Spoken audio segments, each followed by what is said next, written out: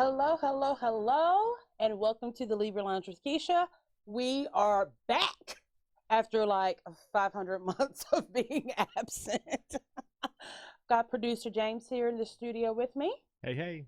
Minor change, we're going to be going audio for a little bit here because your girl looking busted up today. Like, not cute. You're not missing anything. It is a hat trying to cover up a bad wig, no makeup on, eyelash extensions sticking together, falling off. It's just, you don't want to see any of the hot mess that I am.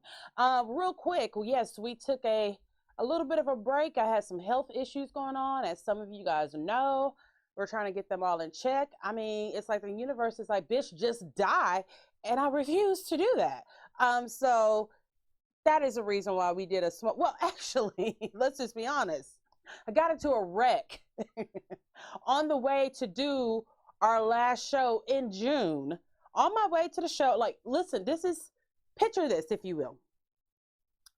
For some of you, and I'm going to age myself, if you remember the movie, what is it, City of Angels with Nicolas Cage and Meg Ryan? Oh, yeah. It was Meg Ryan before all the fillers in her cheek and the Botox and all of that stuff. Nicolas Cage pretty much looks the same. I think that's because he has sex with Asian women. Like, there's some kind of secret fountain of youth inside their vaginas. That's just, but Nicolas Cage still looks good. So real quick, he's an angel, comes down to earth, falls in love with Meg Ryan, and decides, you know what? I'm not going up. I don't want to be an angel anymore. I found this blonde, blue-eyed woman, and just like black men, it's all about her. So he gives up being an angel, and as soon as he does that, Meg Ryan, and this is just how, this is what you get for being white, decides to ride a bike. Near a logging truck. Yes. In a backwoods. So the scene is she's riding her bike, the sun is shining, the trees are extra green, she's just happy, she's in love. This angel has picked her over the Lord God, Jesus Christ Savior. Has given up eternity. All of that. Of peace. All of that good stuff. And no pain. No pain, no aging, no nothing. So she is really feeling herself, like she is feeling herself, which I will be too, to be like, I fucked an angel. He said, you know, God who? So she's riding her bike and she takes the moment, and this is where she fucked up. Because you don't fuck with God like that. She should have told that angel to go back up to heaven. But she's riding the bike. She lets go of the handles, which is something I was never able to even try to do. And obviously she didn't do it that well either. So anyway, she's riding the bike. She's got her hands spread out, kind of like angel wings, the irony. She throws her, how do I remember all of this? I haven't seen that movie since the 90s. This movie must have really like a... I guess it did. Kept with you. Okay, so she throws her head back. She's embracing the sunshine, and bam! She gets hit by a fucking log truck. She didn't get hit by it. She ran into it. She ran into it with her damn eyes closed. Enjoying the sun rays. and hit a fucking log face on, I think. So, okay, it was kind of like that with me. I'm on the way to the studio. I was looking really cute. I actually recorded like a little Instagram story. Oh my God, you did. Before I left the house, I was feeling good, looking cute, going down the highway, and I turn on, I've got my playlist going, and Shalimar came on. This is For the Lover in You. I'm singing. I'm trying to match Howard Hewitt's notes. And then, bam! Rear end. Yes, and I at that time, I had a Chevy Silverado extended cab. So a BMW is going down the highway. She says she looked away from him. Bitch, you was on your phone. She rams into a Colorado truck. That truck rams into me, and only by the grace of God and a heavy foot was I able to stop my truck from hitting the truck in front of me. So that was part of a little downward spiral for the last few months. Yet here we are, because we are those white people. We never give up. So, all right. So if you are a friend of the Libra Lounge, you know what time it is. It is time for the gab. We know she has a really big mouth, which sounds kind of dirty, and that's probably true too. Let's gossip. The Gab with Keisha. All right. Giggity. Let me just go ahead and get this one out the way because it has to be talked about. Finally, after so many listening parties with COVID vaccine trucks, all of which 13 people between 3 states actually got the vaccine, Kanye West's Donda has been released. Do you know how many tracks are on that album? First, what's a donda? Okay, so Donda is the name of Kanye's new record album. What do they call it now? What is it called? It's an Donda. album? Oh, it's an album. Okay, so his album is called Donda, and Donda was his mom's name, which I'm pretty sure after Donda listened to it from upstairs, she like, you know what? Go ahead and name that record after you one of your kids. Don't worry about me. I'm good. I'm good. Name it after your dad. Right. So Donda has 27 tracks on it. So basically Kanye is saying this. Everybody, during Black History Month, listen to one of my tracks per day. And that is Donda.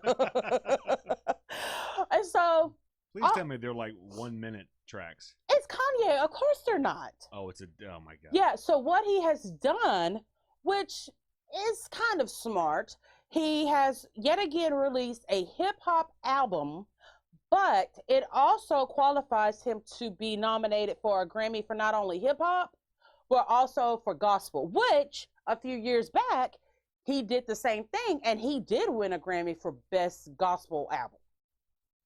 So chances are Kanye's gonna probably get a Grammy. Who knows? But here's the funny part. Kanye has been so overly dramatic. Oh my gosh, so dramatic about this album, taking his time, talking about it, having these listening parties and things such as that. Because to me,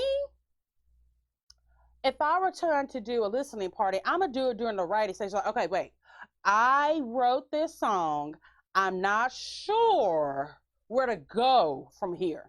And you let a couple of people listen to it and they give their suggestions. You don't listen to them, but you feel better about what you've created.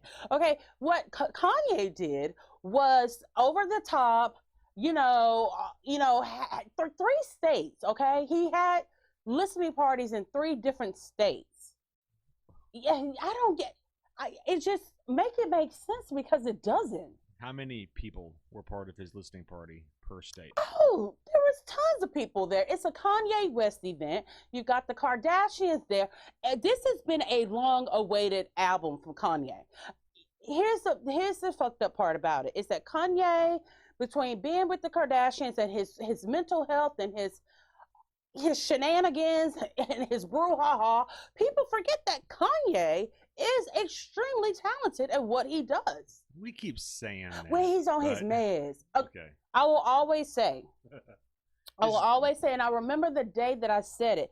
When his mom died, I said, here comes the downfall. No one on earth will be able to keep him in line, keep him in check now that his mom is gone. And look what we have today. He fucking married a Kardashian. His general level of Kanye-ity is insane. Most good days. He started focusing more on trying to be this great creative genius, which he already was.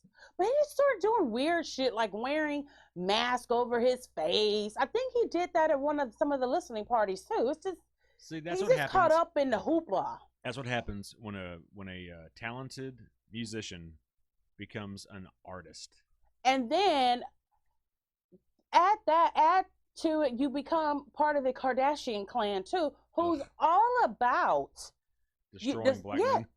Destroying men in general. They ain't got to be black.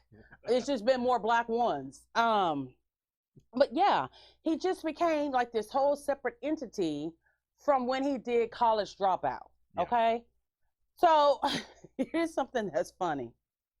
Of course, there's a Drake diss track on there, and Drake just dropped his album, which is doing way better than Kanye's.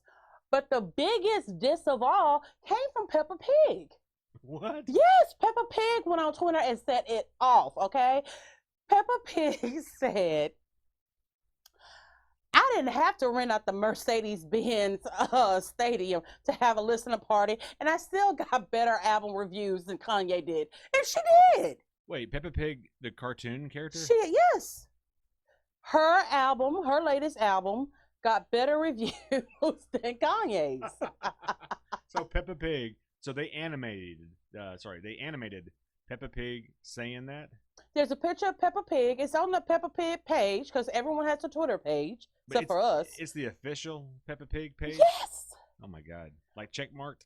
It's Peppa. Okay. Yeah, Peppa did it. I just, the fact that she talks shit to Kanye is hilarious. Like, creating Donda is worth it, if only for the fact that it brought out more inner gangster of Peppa Pig. We know all about Peppa Pig because I've got a little niece, and that's one of her favorite shows.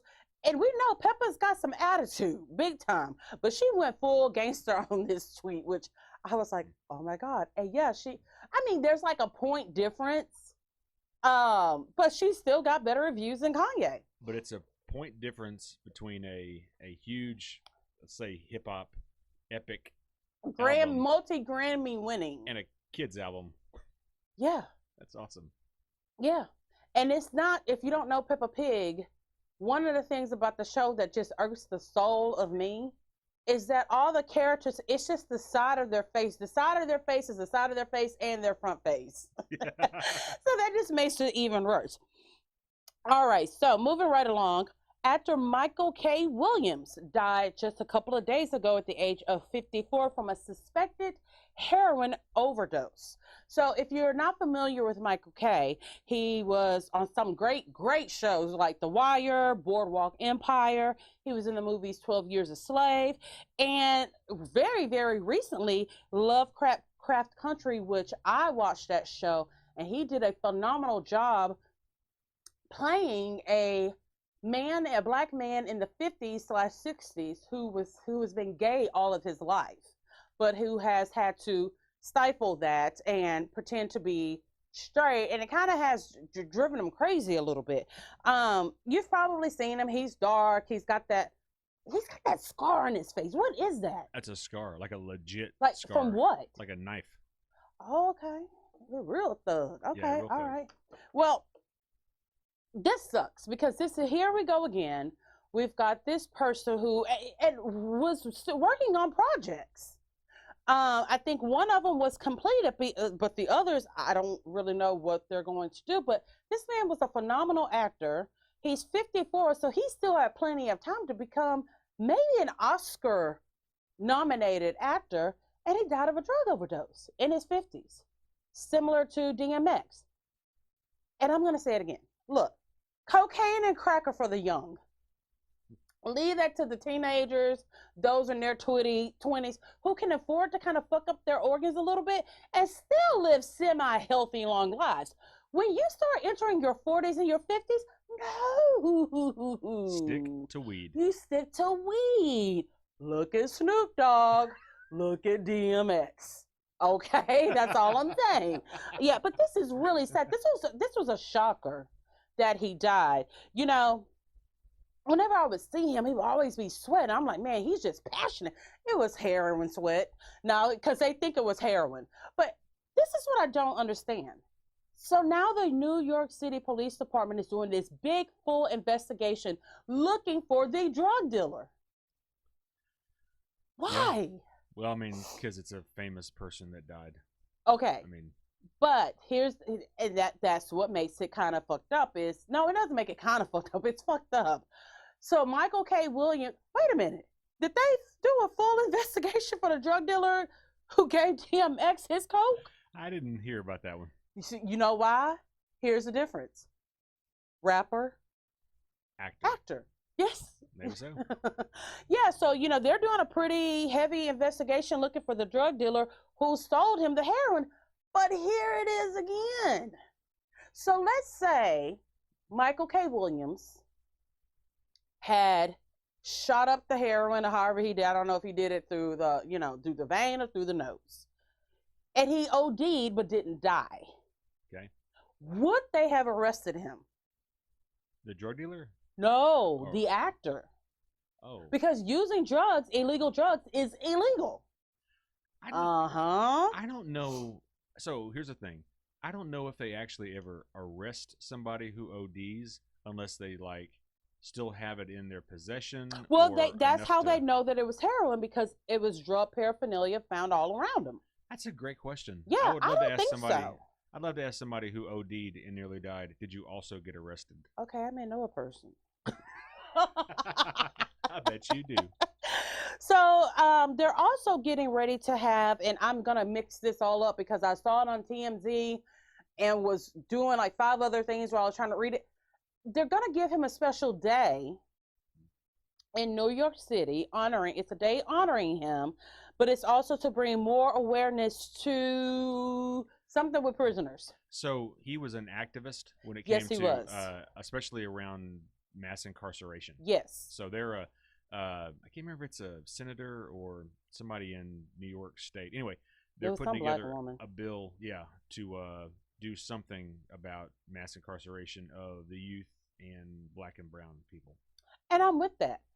But wouldn't it have been a better idea to talk to Michael K. Williams about doing this before he passed away, but helping him into rehab before it really got kicked off? Yeah, that's just how I think. Yeah, I would think a bill to deal with addicts and rehab and additional health care might have been better.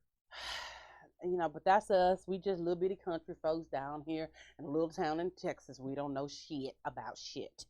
All right. So, not that this was a huge surprise, because we knew that this is something that she has said multiple times that she wanted to do. Kylie Jenner is pregnant with baby number 2. Oh, Lord, I can't remember her boyfriend's name. Oh, baby daddy, Travis Scott. Which, hey, that's good. It's the same baby daddy. It's not a new one, okay? So Stormi's going to be a big sister, and I cannot help but to wonder that when this baby is born, is that baby going to make it very well known, like Stormi has, that Travis Scott is the better parent and the favorite parent? So it's just the Kardashians are creating their own little cult of half black babies. They just are, except for Courtney. Courtney has stayed away from the black dick. Okay, she just has. She stayed away from the black dick, yet she had babies with a Disick. Huh? With who? A Disick. What is a Disick? Scott Disick. Oh, a Disick. Okay. Yeah, Scott Disick is her baby daddy. Oh, gotcha. But yeah, she does not. I don't know if she's afraid of the black dick, if she just finds the black dick unattractive, or she has looked how so many other black men have treated women all around her and said, I'm not going to be amongst all of that. So she is dating Travis Barker. Oh, the drummer? Mm-hmm. Oh.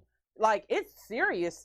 It's almost to the point that it looks like he's going to pop the question. Isn't he like 50 or something? He's our age-ish. Okay. But he looks, it's kind of hard to tell with all the tattoos. You really can't tell it. It is hard to tell. It covers a lot. But yeah, he is. But Courtney is, what am I, 40, almost 42? Courtney's 43, 42, 43. Kim is 41. Why do I think they're all in their 20s? Oh, I know why. Because they're all just fucking morons. Plastic surgery, filters, body dysmorphia. I can't imagine that they were in their 40s. They don't act like 20s. Traditional women in their 40s. But do I? Well, no, but I mean... Not if you listen to this show, like, that bitch is immature. Yeah, but no one thinks you act like you're 20. No, I just look like I am. Thank you. Point. Every time I say this, whoever I'm around always kind of looks at me oddly, because this person has been one of my favorite people for so many years. Like, I'm talking 2000 and I don't know, Skylar was little, like in little elementary when I started watching this person, and I followed their career from that point all the way to here we are now. Dog the Bounty Hunter, okay? I love that show, My mom would be like, I don't understand why you watch them white trash people with that bad hair. Are those hair extensions in his head? I don't know, Mama. Just, we trying to catch criminals. We're not worried about. We on the hunt. We're on the hunt, okay? Dude, we are trying to stop ICE in paradise. And you are worried about this man's fucking hair extensions. All right, so Dog, you know, his show got kicked off of A&E because there was a recording that was released by his son who was dating a black girl at the time. And his son has had a bad history. I think his name is Travis. Damn, we've talked about 3 Travises in the first segment. All dealing with something black. I know, right? So his son Travis, who had a bad history of drug abuse, la-da-da. So Dog is talking to him, and somehow the girl comes up. But this is how you know it's fucked up, because why was Travis even recording the phone conversation? Right. And Dog dropped about 5 to 8 N-words, N-bombs, okay? But he was sometimes referring to the girl who was black that his son was dating.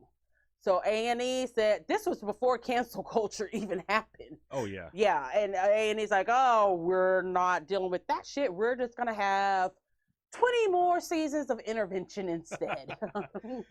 Surprisingly, the ex-biker from Texas happened to know the N-word. Yes. So I think it was CMT who picked up his show. Then it became Dog and Beth on the Hunt. And then it was another show where Dog and his crew, including Beth, went out to train other bounty hunters, which it was really good too. Yeah. And then there was nothing. Then unfortunately, Beth got throat cancer, which that just is the craziest thing to me. For seasons and seasons and seasons of the show, Beth was trying to get Dog to stop smoking, and then she's the one who died of damn throat cancer. I know. Did they know if it was like secondhand or if it was just like bad genetics? I don't remember, but I'm pretty sure when her dad died, he didn't die of cancer. Okay. And her mom's still alive. Okay. So I don't know. I mean, the way Dog smoked, and Dog is one. Okay, here's the thing about white trash people. They're kind of like ghetto ass black people. They just don't die. Like they just don't. They live forever in a trailer, and they've got their satellite. They don't have cable. It's a satellite. Probably not one that's fully activated. They're bouncing from off the other trailers. They're all sharing it together, but they just don't die. So Beth passed away in what year are we in? 2021. Oh, it's only been a few years, but you know, Dog is the type of person, he cannot be by himself. So he's getting married, which he actually got married this past weekend. But he made headlines again first because he did not give an invitation to 2 of his children, one of them being Cecily, who is actually Dog's stepdaughter. She was Beth's daughter. And then their daughter together, Bonnie. They did not get invites to the wedding, and they were kind of unsure why. So, you know, in an effort to find out why, what do? They go to TMZ. Of course. We answers. Call up TMZ. They'll find out. They're investigative reporters. So Cecily said that she thought perhaps he didn't want her at the wedding because she looked so much like her mom, which she really does. And she was saying maybe me and my sister remind him too much of my mom, so he doesn't want us there. And then there was also, she spoke about, I guess she's working with some, I don't even know if it's a cable network. It sounds like a network that's trying to become a network. And Zeus, like one of those? Maybe something like that. Like a streaming kind of network? Yeah. So apparently Dog was going to have another show with them, but they canned him. So we don't know what reason they decided to do that, but they cut off all ties with Dog. But Cecily has still been working with these same people, which, I mean, a person like Dog, who has a very inflated ego, you just can't do stuff like that. You know, he took it personally.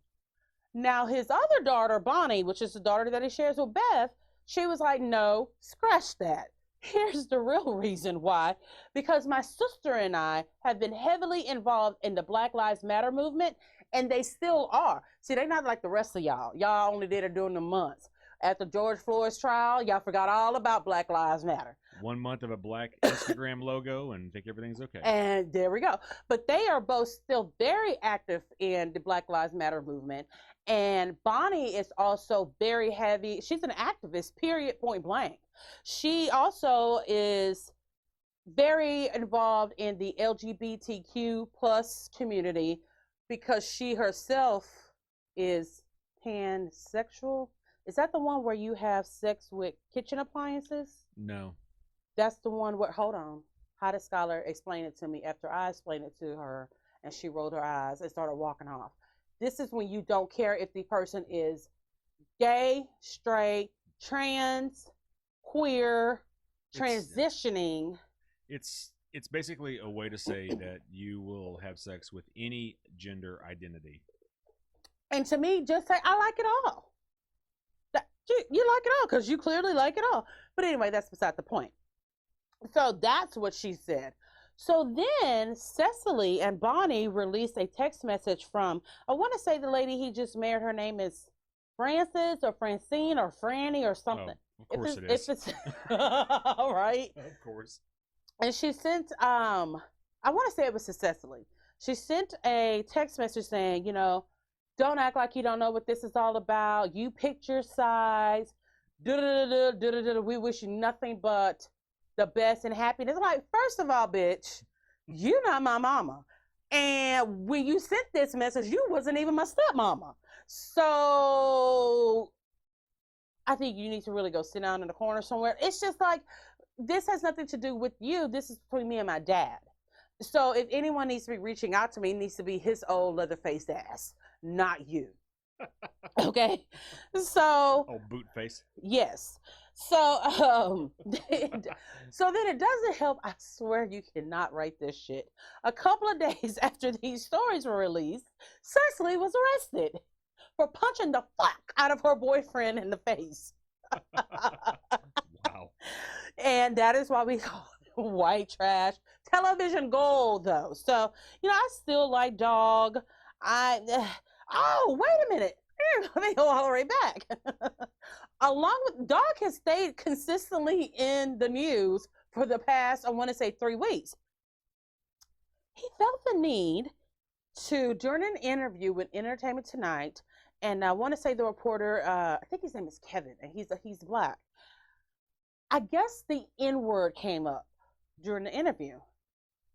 And this motherfucker said this. I do use the N-word, but I've got an N-word pass. Oh. I got the pass. So Kevin's like, okay, you want to explain to me exactly who gave you the pass? Was it the NAACP? Was it Black Lives Matter? Was it prison reform? Where's your certificate? Yes. Who? Do you have it? Do you have one drop of black blood in you, dog?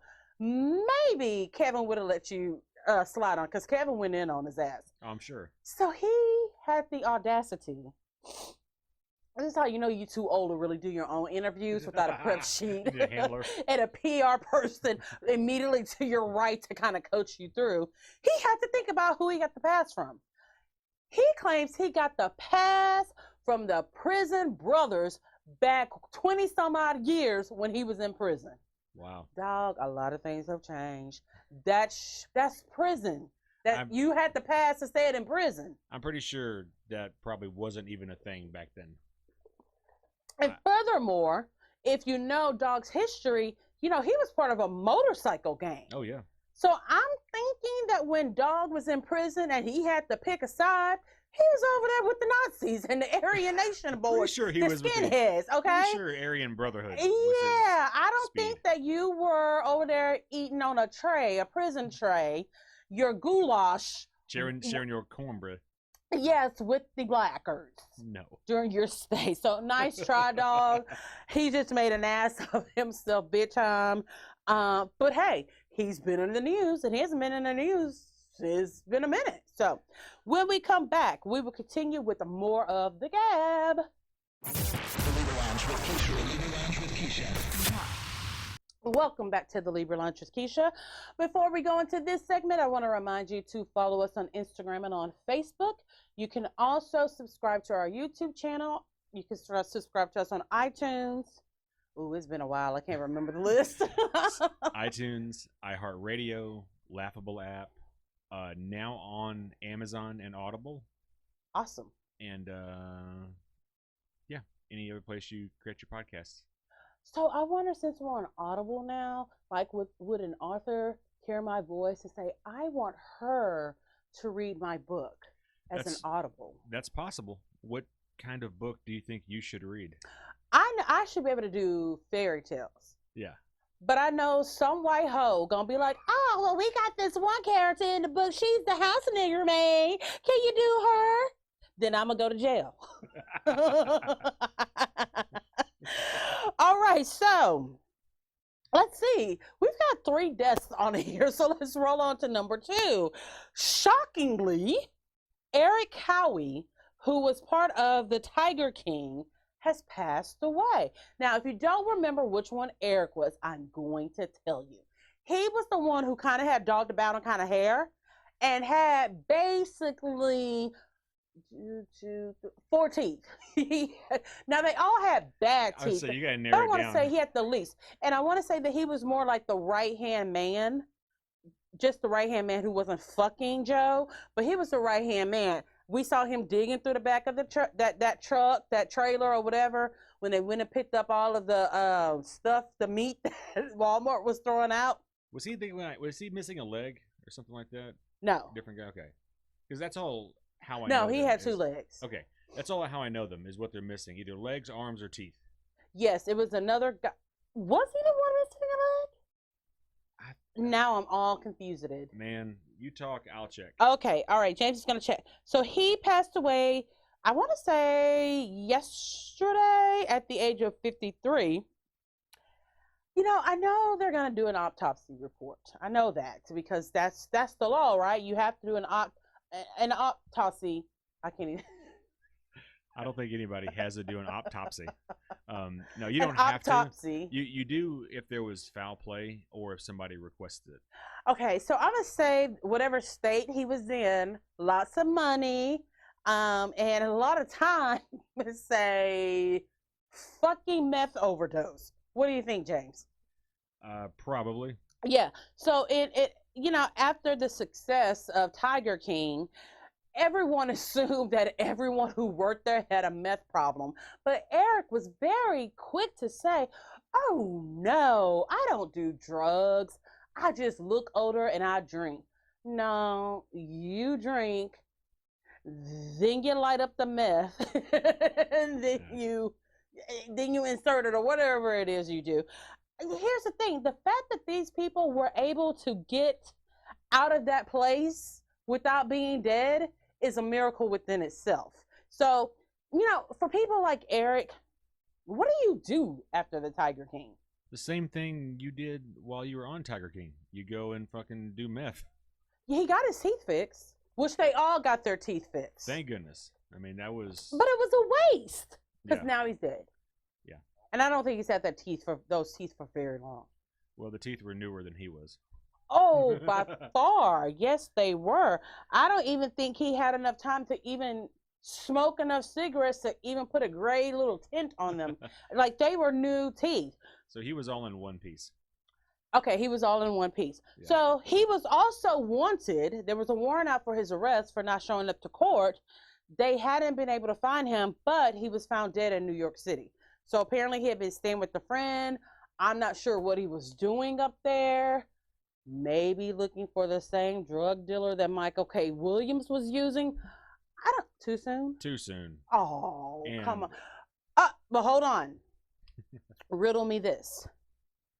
If it turns out that Eric Howie from the Tigerking died of a drug overdose, do you think New York City Police Department is going to do a full investigation to try to find the drug dealer? I'm guessing not. I'm thinking they're not. I don't know what it is. It's just like something buzzing in my ear telling me that it's not. All right. Here's the thing.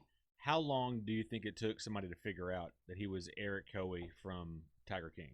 He probably had a T-shirt on that says, I'm Eric Howie from Tigerking. This guy was on Tigerking. Yes. All right, another death. Now, this one I was very sad about, okay? Greg Leakes, who was one of the stars of The Real Housewives of Atlanta, he's also the husband of Nene Leakes, passed away at the age of 66 from colon cancer. You know, he'd been fighting it for a while, because I remember when Nene had him, they came to MD Anderson in Houston, where we are, for treatment, and he did good for a while. Then he got sick again, and then he had surgery to remove it. And I think during that time, you know how it is when I'm having flare-ups and things like that. We can be mean because we're in pain. And, you know, there was a video, you know, Nene did an interview, or she made a tweet, just how she was just tired of the verbal abuse. It's a lot to be a caretaker of someone who's chronically or terminally ill. It's a lot. It is, and I feel bad for him because out of the two pains in the asses he had to deal with, Nene was the one. Nene was the one that stayed around. Yeah. So a couple of weeks ago, producer James was at a summit for work, and I went up there and I stayed with him. Really, I was just using him for the hotel room and room service and things such as that. But I decided to rewatch the first few seasons of The Real Housewives of Atlanta, and God damn it, that is television gold right there. That I laughed. Now, granted, I've probably seen up until recent seasons, every episode of The Real Housewives of Atlanta like 5 times. I just did. And I laughed and laughed, cackle laughing at these episodes like they were brand new, because they were so raw, they were so real, they were so funny. And Nene is hilarious. She is the queen of shade, and she is the queen of the quick comebacks. Some of the things, here's an example of something that she said. And when they replayed it at the reunion, everyone just laughed because it's so funny. So she and Kim Zolciak, who had several ups and downs of their friendship. And it was at one part they had gotten into this big fight. And someone asked her, you know, what needs to happen for you guys to be friends again? And Nene's response was, and I'm going to try to do her voice, I will never be friends with Kim Zolciak again. I would rather pluck each one of my toenails off, put my foot in sandals, and walk than to be friends with Kim. And she's so quick with it. Unfortunately, she was one of those people that really let the stardom get to her head. Oh dear God, yes. I want to say it started when she got the role on what was it? What was that show? On Glee, which led to her getting a role on an NBC comedy, and I think it was called The New Normal. Yes, you're right. But it was only one season. Yeah. But and I get it, something that you have always dreamed of, and you finally get it, but it just went to her head, and unfortunately, it damaged her career for a little bit. Yep. Because no one really wanted to deal with her. She just felt that she was above all the girls who were on the show, and so she wasn't asked to come back. You know, and she was one of the highest paid housewives of the franchise when she was still working for them. But Greg passed away. They share a son. I want to say that Brent, how old is Skylar? Skylar is 19. I think Brent is probably maybe 22, 23. And Greg had a whole litter of children from previous relationships. So that was pretty sad. But I will say this. They had a celebration of life for Greg this past weekend. And, I mean, if you know the Real Housewives of Atlanta, there have been some friendships that have been torn up and set on fire. But the majority of them showed up for Greg's celebration of life. Even Kim. Wow. Yes.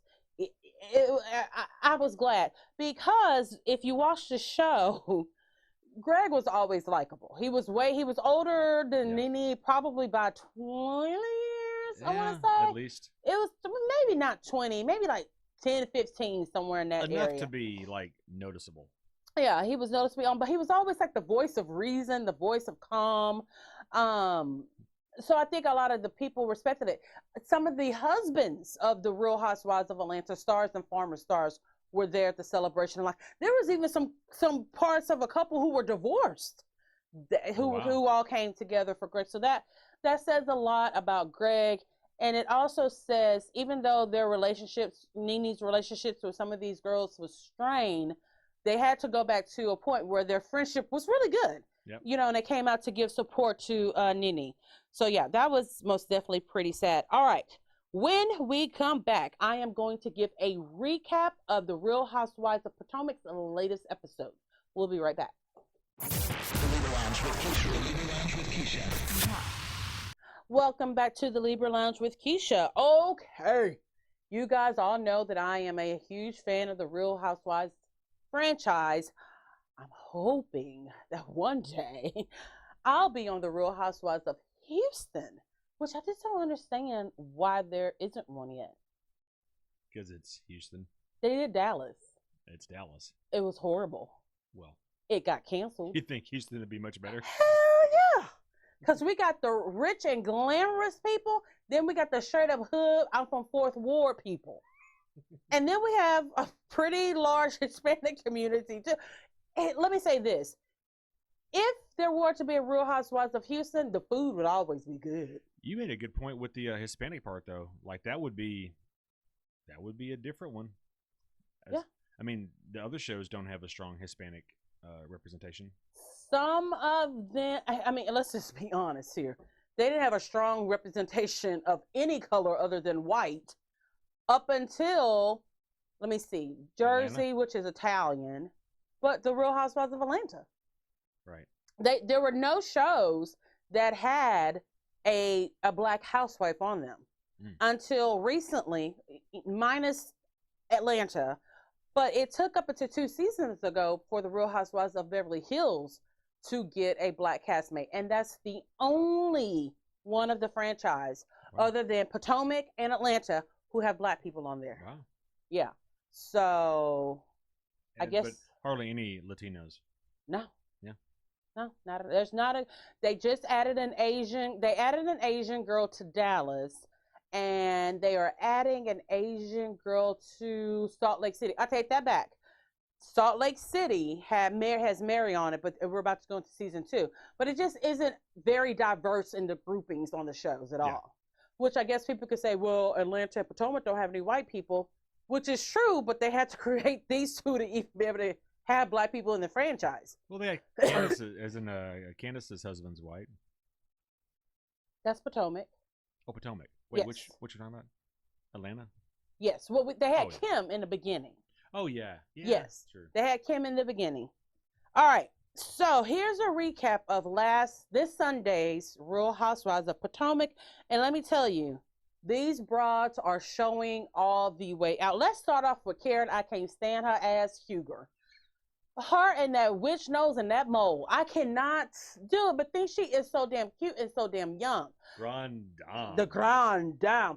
It's like, okay, Karen, if by chance you're listening, please seek whatever therapy that you think you need for you to be able to accept the fact that you are not the star of Real Housewives of Potomac. It's Giselle. You're the only person who just does not believe that to be true, but it is. All right, so Karen and Ray, Uncle Ben. Look, Ray is really being active this season since he got taken off of the Uncle Ben box. All kind of free time now.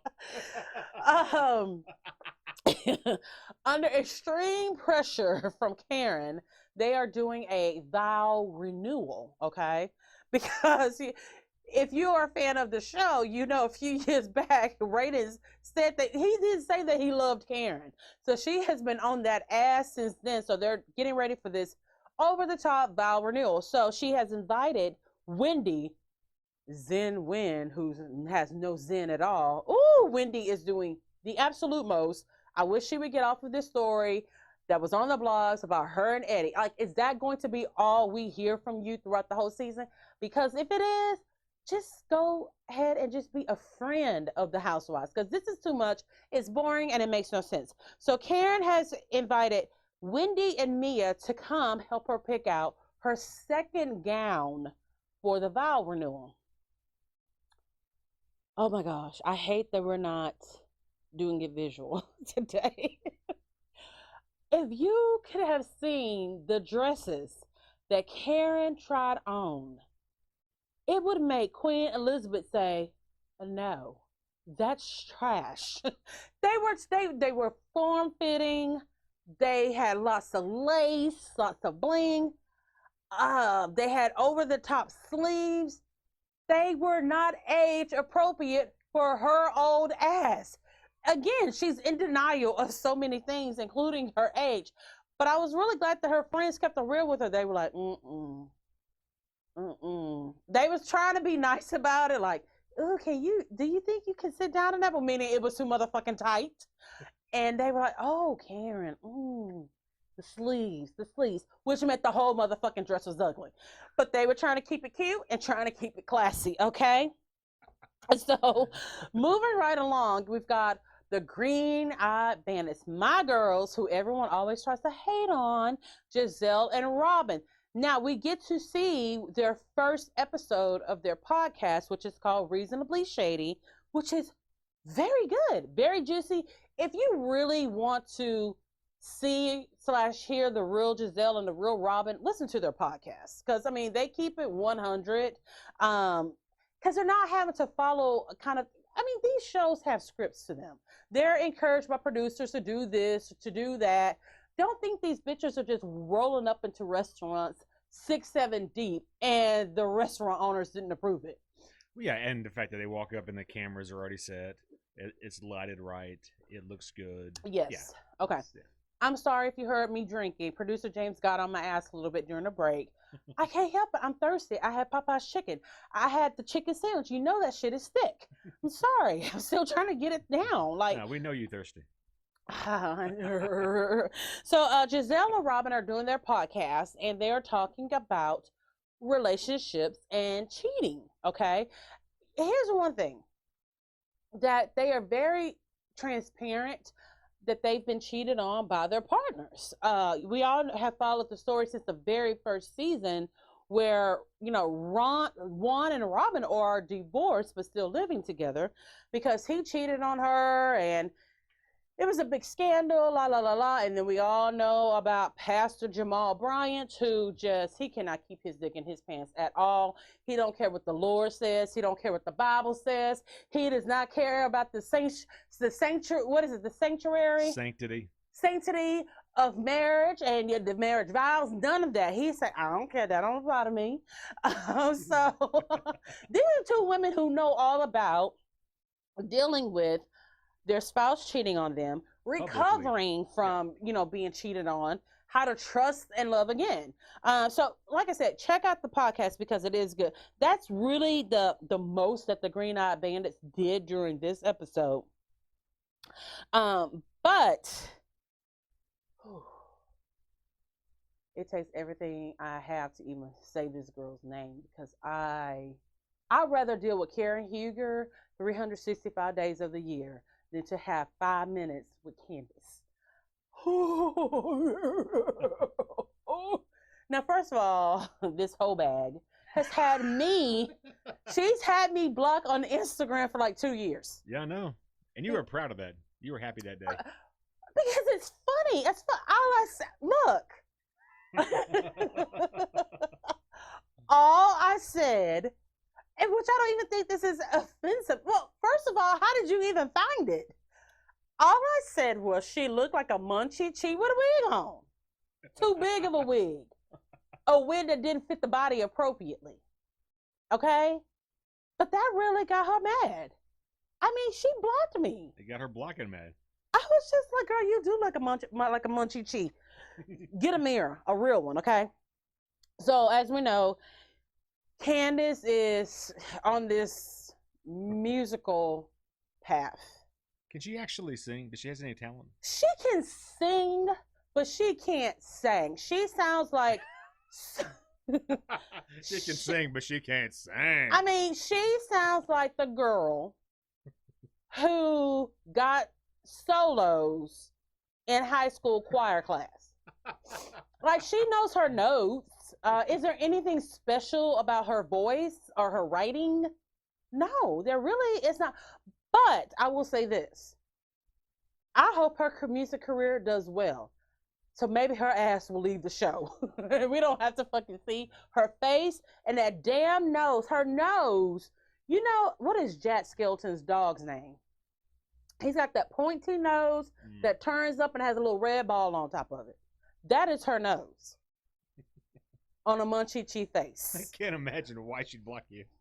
I'm going to give you some real motherfucking reasons to block me, okay? So anyway, everything we hear from each week is, I'm so busy. You know, getting my master's from Howard University. You know, I'm trying to be like a good actress, because she's an actress now too. I'm trying to balance it all. I'm in the studio. You know, I have to be in the studio so many days. Oh my God. I'm so busy. Even on our girls trip, I got to stop and learn the choreography, because when I'm getting back, I'm shooting a video. Okay. It's plenty of women out there with 5 kids by 5 different baby daddies studying to get their CNA while they still working a full-time jobs, and they be the president of the Little League team for all 5 kids. And what? Candace. Ooh, I cannot. So anyway, she's getting ready for this video shoot, and she and her husband, Chris, go out to lunch.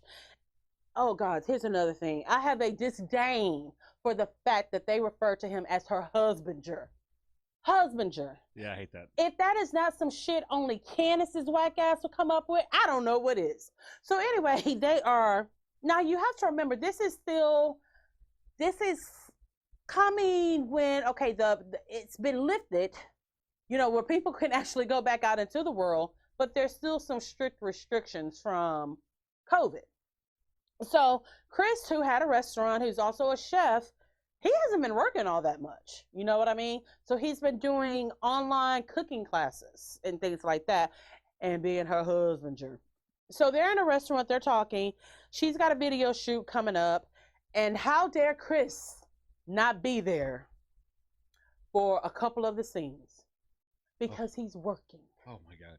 So she called herself cussing him out over this. Okay, number one, the boy has set everything up. You're not going to be by yourself. There's going to be a director, a choreographer. There's going to be hair and makeup. Bitch, that's all you really need. Why do you need? He has the whole thing laid out. Here's the thing. When your husband or your wife is your manager, you know they're going to do everything for your best interest. But that's not enough for this rat. I can't even call her a brat. She's a spoiled rat. So she gets all of her feelings, and of course, as soon as Chris barks at her and puts her back in her place, because he will do that in a minute. That is one thing I like about that white boy. He puts her ass in place. James, don't be like Chris, because if you decide to be like Chris, we're going to have lots of problems, okay? Yes, ma'am. So he gets up and he leaves her ass sitting right there. He left his wings, and he let her have whatever little macaroni, crab cake, or whatever the hell it was that she was eating. So what does Candace do? I'll let you guess.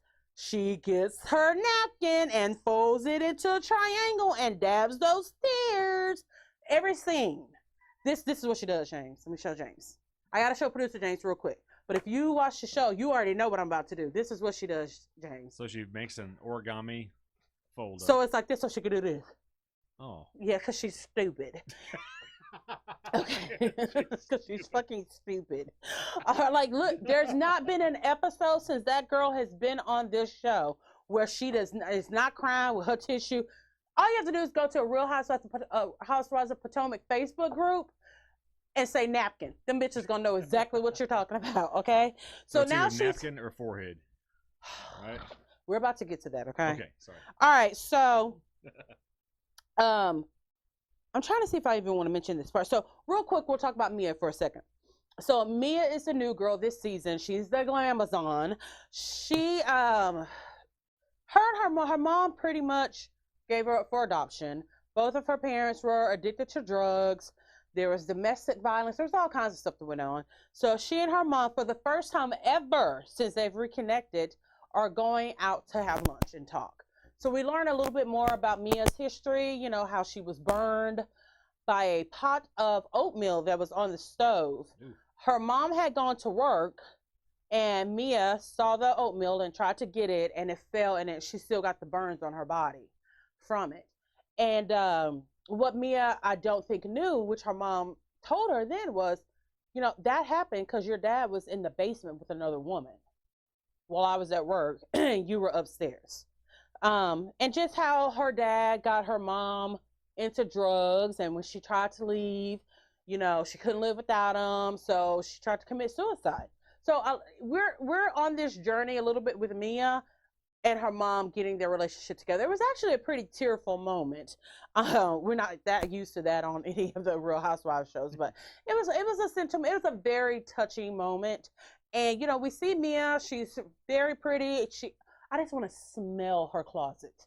I just want to smell it. I bet it smells fucking rich. Because the girl, she has brought fashion to Potomac. And Potomac has never had fashion at all. They have the worst dressed group from the Real Housewives franchise. No fashion, but everybody want to be a fucking fashion designer. All right, so here we go. It is time for Robin's birthday lunch, hosted by Giselle. Okay, so of course Wendy and Karen are not invited to this because they had issues with the green-eyed bandit. And according to Giselle, she's like, why would Robin want to invite two people who didn't even wish her happy birthday on her birthday? I would have been pissed. If you don't wish me happy birthday on my birthday, and then you come to my birthday party, you're not going to get past the front door. You're going to be immediately say, okay, wait. So you forgot the actual day, but you came here to eat all my food and drink all my alcohol? I don't think so. No. Turn right back around. Act like you forgot it. Act like it's my birthday and you forgot about it. So at this lunch, we've got Giselle, Ashley, Ascala, Candace, and of course the birthday girl, Robin. Is that everybody? Or did I miss somebody? Which one's Ascala? Ascala is a friend of Robin's who was introduced this season, who really doesn't fit in with the group, but whatever. I guess they wanted another African girl because she's Ethiopian and Wendy is Nigerian. Yeah. I guess they didn't want Wendy to feel left. I don't fucking know. Maybe they wanted to let white people know that not all people from Africa are extremely dark skinned like Wendy. I don't know. I don't know what it is. It just, she doesn't fit into the group. So there's someone else. I'm missing someone. Mia is there. Okay, I knew there was someone. So they get there. Okay. Now, mind you, this is a birthday lunch. So they're kind of recapping things that happened on the girls' trip. Candace is already at butt-face mad because Chris went off on her ass. So she's coming there with some bad energy. Anyway, here's the thing. If I have a fight with my husband, and it happens sometimes, I get into, James and I have an argument or something, and it just sets my whole vibe off. I don't really want to be around people because I'm going to be mad at him. I'm going to be thinking about that, and my vibe's going to be off. They're going to notice it. Just anything is subject to set you off. So I would probably have chosen not to go and just give I got a call, hut you, and giving her a really nice present. But that's not what Candace does because she wants to make sure she gets paid for every single episode that she is on. So she was there. So everyone knows that her and Ashley got some beef, which I really think is just straight up jealousy on Candace's part. So they're recapping some of the things that happened on their little staycation that was hosted by Candace, and part of the reason why Karen and Wendy are not there. So of course Candace has to blame it all on Ashley, right? Okay. I cannot stand Candace, but this is funny. She fucking refers to Ashley as a milkmaid. Because she just had milkmaid. Yes, because she's still currently breastfeeding her newborn baby. She called her a milkmaid. I'm like, Oh my God. and a hoe. So Ashley's like, did you just call me a hoe? And she's like, why is that? Why did you call me that? Candace like, cause I wanted to. That's how you know a bitch jealous. She ain't even got justification. If I'm gonna call you a hoe, I'm gonna come with lots of hoe facts, okay? And hoe seats. And so you can see, and hoe seats. So you can see Ashley is still trying to be respectful of the fact that this is a birthday celebration, while this fucking, I don't even know what to call this girl at this point, is looking around a scholar, pointing her fingers to make sure Ashley knows what she's talking about. So you know she also had to say something about Ashley's forehead, because every time she talks about Ashley, she has to talk about, look, Ashley knows she got a big forehead. It's not a secret. How could it be? It can't be. It can't be. Ashley has made fun of her forehead. Like, it is not, when a person is okay and comfortable with something about them, you really can't insult them with it. Like, you can't. But Candace gonna make sure to try every single time with the forehead. When she kicked her out of the Airbnb that they were staying at in Williamsburg, she goes, your milk and your forehead, get the fuck out. I'm just like, okay, we get it. The girl has a big forehead. But then she goes on and says, you brought your wide body ass. She called Ashley wide body. Where? Y'all are the same size. You may be taller than Ashley. Like, they're both pretty petite. But she called her a wide. Okay, now that shot the fuck out of Ashley whenever she said that. You brought your wide body ass. And Ashley's like, oh, so now I'm wide? Like, it's just, this girl literally just had a baby. I think her baby's 3 weeks old at this point. Like, I'm not even exaggerating. I think Dean is like 3. He's not 6 weeks old. I'll say that. And she's calling her wide body. She's just going off on this girl. It's too much. It's like, where is this coming from? Like, every time we're around each other, you've got to make snarky comments. And I think it's because Candace is just straight up jealous of Ashley. Ashley has somewhat of the life that Candace wishes that she had, and she just doesn't. Angry little fucking troll. All right. That is all for my recap, and I want to remind you guys that this Sunday is the season 2 premiere of The Real Housewives of Salt Lake City. And if you have not seen the first 2 minutes of the show, it is, look, the first 2 minutes that they released of The Real Housewives of Salt Lake City is better than what we've seen so far on Potomac put together. It is straight up fire. Just remember, this season is going to cover Jen Shaw getting federal indictments for what is it, money laundering, fraud, all kinds of stuff. Yes, so make sure you tune in. When we get back, we will have the bitch please of the week from the Libra Lounge. The Libra Lounge with Keisha. The Libra Lounge with Keisha. Bitch, please.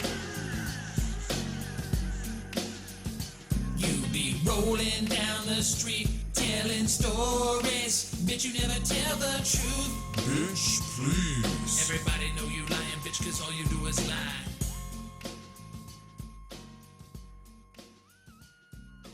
We want to thank you all for welcoming us back to our show. We have missed you guys tremendously. And for whatever reason, we're not quite sure.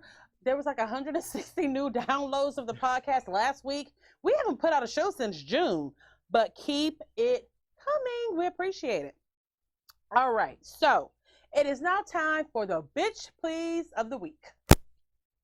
So the bitch please of the week from the Libra Lounge goes to none other than Commander Hot Wheels, aka Greg Abbott, who oversees all the uteruses in Gilead currently. I have been, okay, this is when you know that Keisha's upset. When Keisha doesn't talk, Keisha doesn't post. Everyone knows, pretty much all over the world, the new abortion law that just passed in our state of Texas.